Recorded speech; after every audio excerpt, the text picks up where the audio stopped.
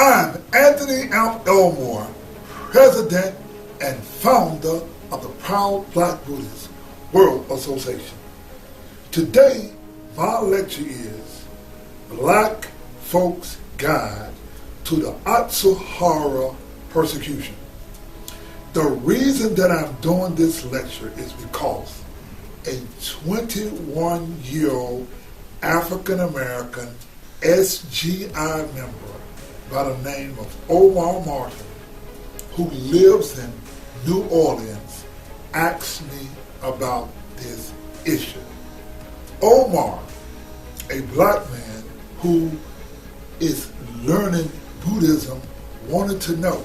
You see, he wrote me an email on March the 6th, 2018, and this is what Omar writes in his email. He asks me a question. He writes, quote, "Hello, I watched some more of your videos, and they were really exciting. I have a couple of questions for you about the videos that I watched. In one video, you talked about the gods vowing to the Buddha that they would protect the practitioners of the Lotus Sutra. When I watched a documentary about Nichiren Shonin, it was said that 3 followers of Nichiren Shonin died as martyrs during the persecution that was going on at the time. Why were they not protected? I think the incident was called the 3 Martyrs of Atsuhara. I have some other questions, but I don't think if you would have time to answer them, I'm sorry to be a bother. Thanks for reading," unquote. Now, Mr.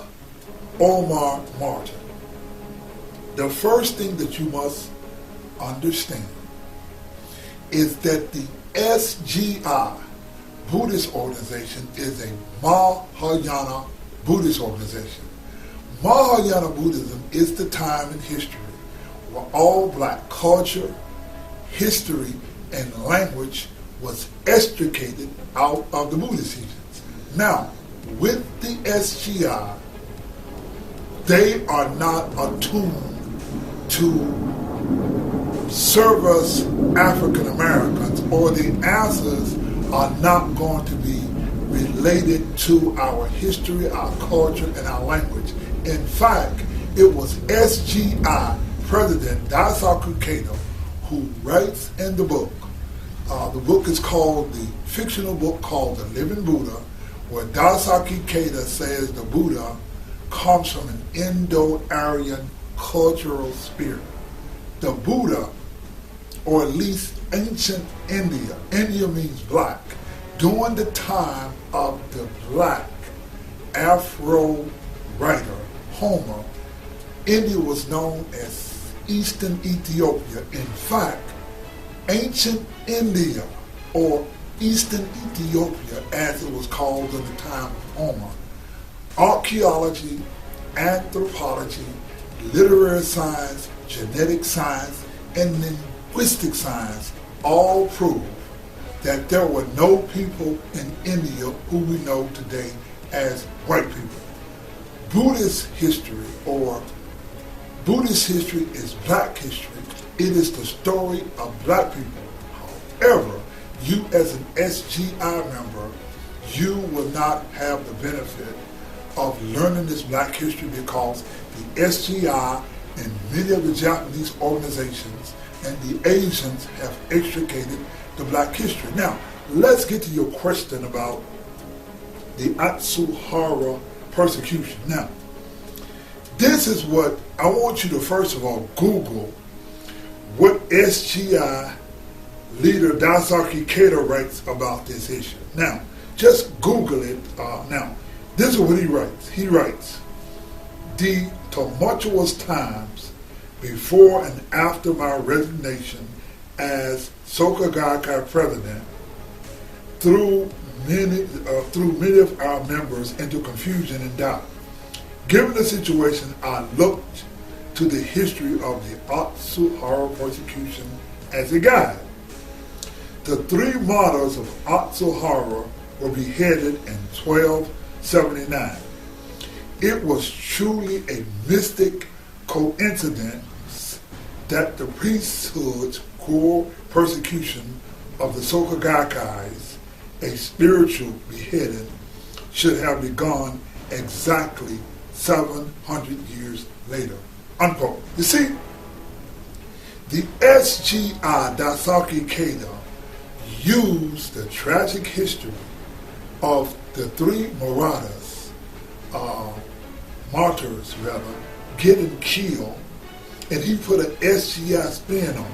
You see, myself as a Nichiren Buddhist, we were taught that the Atsuhara persecution was the reason for the Daigo Hanzen, or what Nichiren Shonin teach as the true object of worship.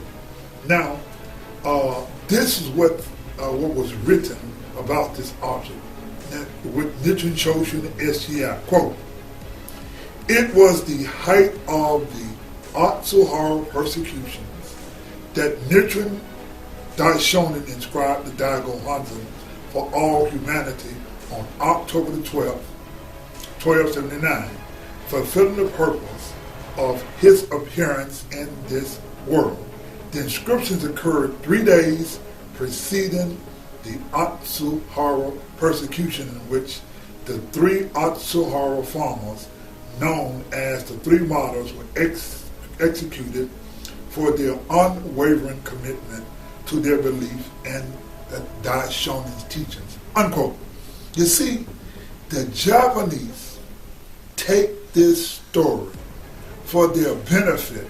Daisaki Keita used it for the benefit of the SGI, and Nichiren Shonin says the reason that this persecution occurred, or because of this persecution, Nichiren Shonin created this so-called Daigo Hanzen, or the true object of worship. Now, Mr.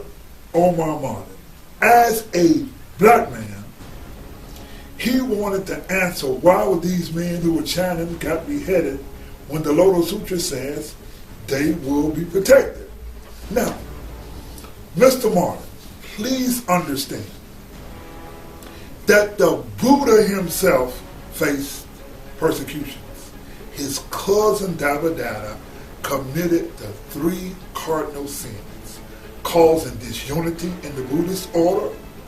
He deceived over 500 disciples into leaving the Buddhist order. Entering the Buddha, he rolled a large boulder down on Shakyamuni, drawing blood, and killing an Ara, or a member of the order.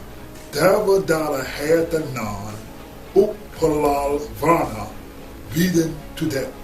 Now, the question, how can you have faith in Buddhism when both Shakyamuni, Nichiren, and many of his disciples suffered? Again, the question that you asked was, quote, "It said that the followers of Nichiren Daishonin died as martyrs during the persecution that was going on at the time. Why were they not protected?" Unquote. Now, we chant Namu Myoho Renge Kyo. The word yo means correct, but it also means incomprehensible. Our mind cannot always comprehend the Buddha's mercy. Let us go to the Gosho titled The Gift of Rice, and it reads, quote, 6th volume of the Lotus Sutra reads, quote, "The first 2 sutras are profound, since their meaning is still shallow and fails to approach that of the Lotus Sutra. They relate to secular matters in terms of Buddhism, whereas the Lotus Sutra explains that in the end, secular matters are the entirety of Buddhism." See, the question that Omar Martin asks is complicated. He asks, why were the martyrs not protected? See, what Omar Martin asks for is a guarantee in the breaking of the law of cause and effect. Let me put this answer in a secular way via a quote from the Black liberator Frederick Douglass. See, Frederick Douglass writes, quote, "If there is no struggle, there is no progress. Those who profess to favor freedom and yet depreciate agitation are men who want crops without plowing up the ground. They want rain without thunder and lightning. They want the ocean without the awful roar of the many waters. This struggle may be a moral one, or it may be a physical one, or it may be both moral and physical. But it must be a struggle. Power concedes nothing without demand.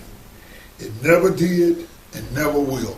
Unquote. You see, the Buddha says the Lotus Sutra is like a good physician who can change poison into medicine. In the Lotus Sutra, the Buddha explains that he used death as an expedient means in that he never died. He says in the Lotus Sutra, quote, "If they always see me, they will become arrogant and licentious and cling to the 5 desires so much that they will fall into evil regions." Unquote. You see, what you must understand is that in life, the Buddha used death as an expedient means, even letting people die to make his teachings come correct. Let's take this into a secular matter. You see, in 1964, 3 civil rights workers were killed in Mississippi. They were Cheney, Goodman, and Swarner. Now, let us look at a scene from the movie Mississippi Burning, and you will see these 3 martyrs or civil rights workers who got killed. Let's watch a scene from that movie, and we're going to come back and finish this lecture. I am sick and tired of going to the funerals of black men who have been murdered by white men. They are powerless against us if every single Anglo-Saxon Christian one of us stands together. The rest of America don't see it that way, Mr. Mayor. The rest of America don't mean a damn thing. You in Mississippi now.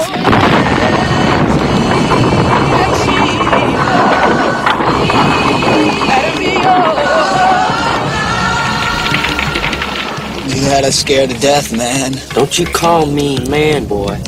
Did it ever occur to them they're gonna end up dead? The moment those 3 kids disappeared, it was news. The moment the 3 civil rights workers disappeared, it was news. Somebody's called Washington, stand up, get out of here! You'd kill Frank? Is that what you're saying? I wouldn't give it no more thought than wringing a cat's neck. These people crawled out of a sewer, Mr. Ward! We do not accept Jews because they reject Christ. We do not accept Papists because they bow to a Roman dictator. We do not accept Turks, Orientals, nor Negroes. We're not killers. That's the difference between them and us. That's the difference between them and you. Did you smile when the bulldozer ran over the black kid's body? We're here to protect Anglo-Saxon democracy and the American way. What's wrong with these people? 1964, when America was at war with itself.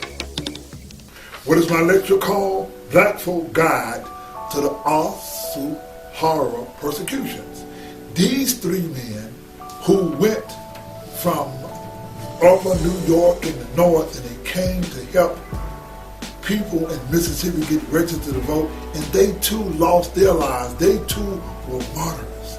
Now, the Buddha, or you can say God, uses martyrs to teach us, to educate us.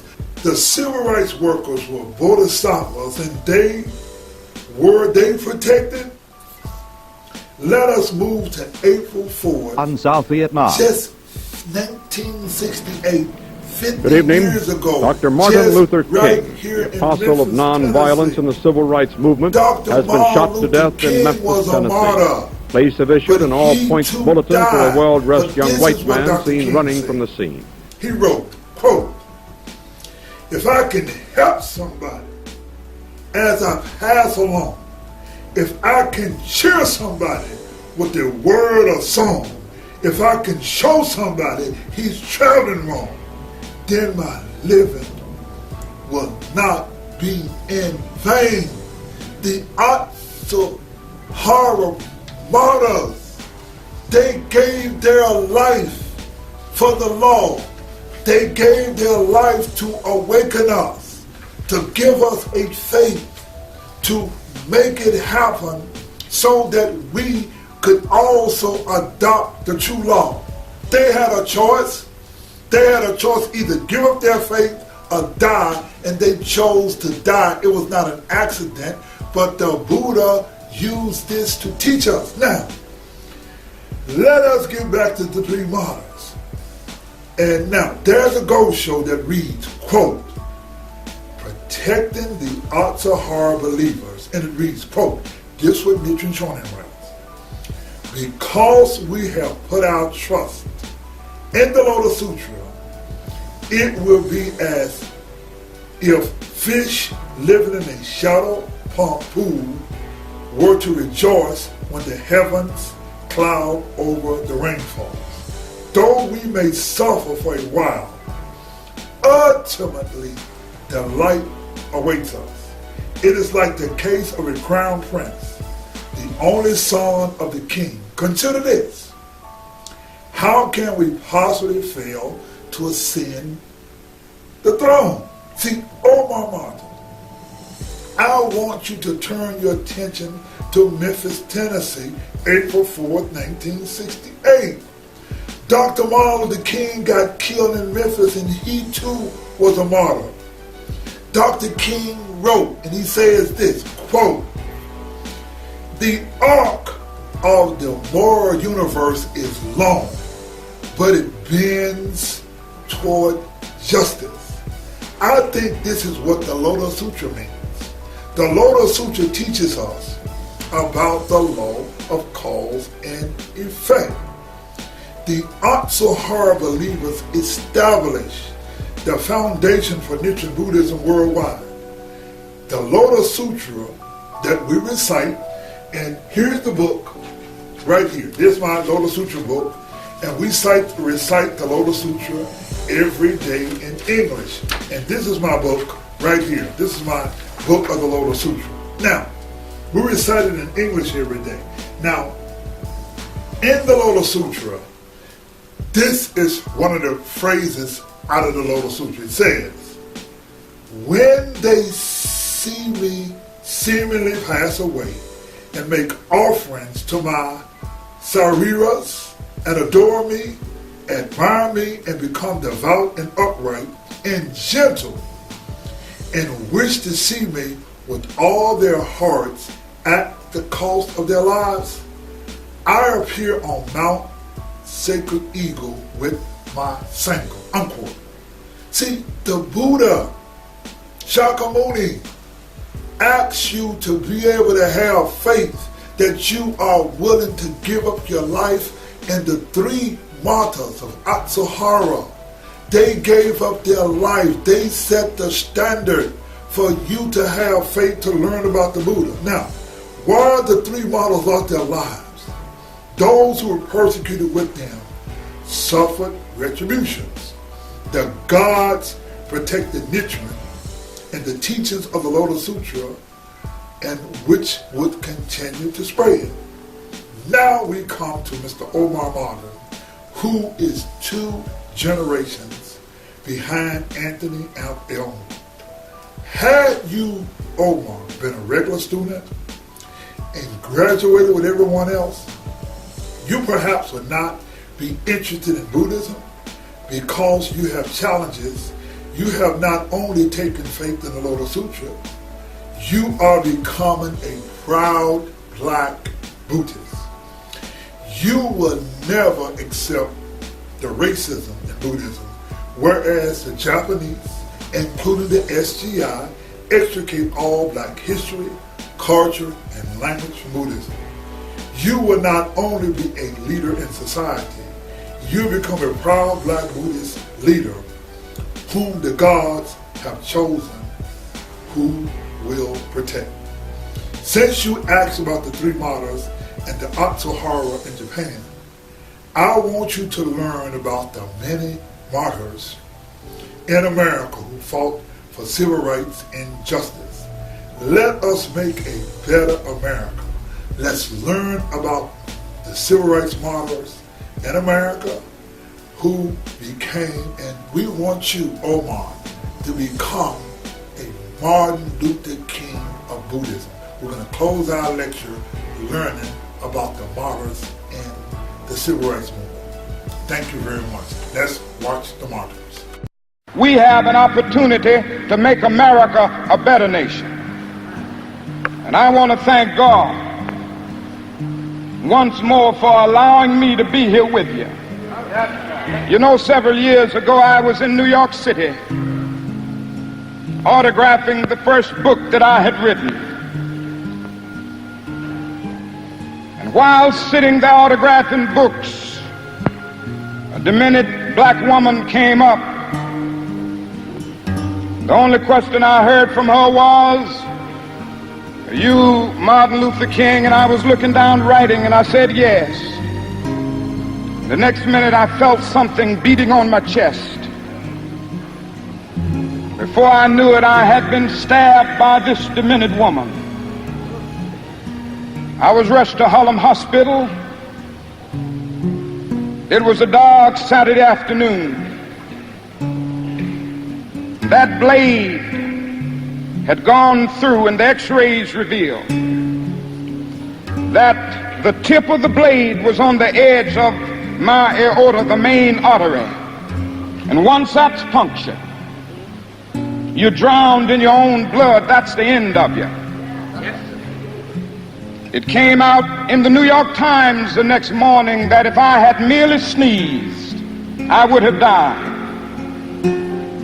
Well, about 4 days later, they allowed me, after the operation, after my chest had been opened and the blade had been taken out, to move around in the wheelchair in the hospital. They allowed me to read some of the mail that came in, and from all over the states and the world, kind letters came in. I read a few, but one of them I will never forget. I had received one from the president and the vice president. I've forgotten what those telegrams said. I'd received a visit and a letter from the governor of New York, but I've forgotten what that letter said.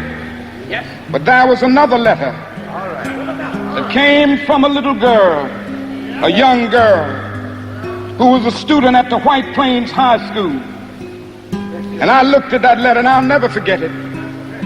It said simply, "Dear Dr. King, I am a 9th grade student at the White Plains High School." She said, "While it should not matter, I would like to mention that I'm a white girl. I read in the paper of your misfortune and of your suffering. And I read that if you had sneezed, you would have died. And I'm simply writing you to say that I'm so happy that you didn't sneeze." And I want to say tonight,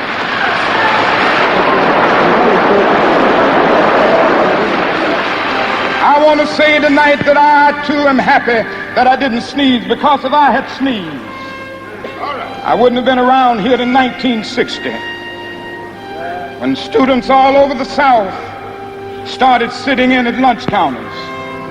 And I knew that as they were sitting in, they were really standing up for the best in the American dream, and taken the whole nation back to those great wells of democracy which were dug deep by the founding fathers in the Declaration of Independence and the Constitution. If I had sneezed, I wouldn't have been around here in 1961 when we decided to take a ride for freedom and ended segregation in interstate travel. If I had sneezed, I wouldn't have been around here in 1962 when Negroes in Albany, Georgia decided to straighten their backs up. And whenever men and women straighten their backs up, they are going somewhere, because a man can't ride your back unless it is bent. If I had sneezed,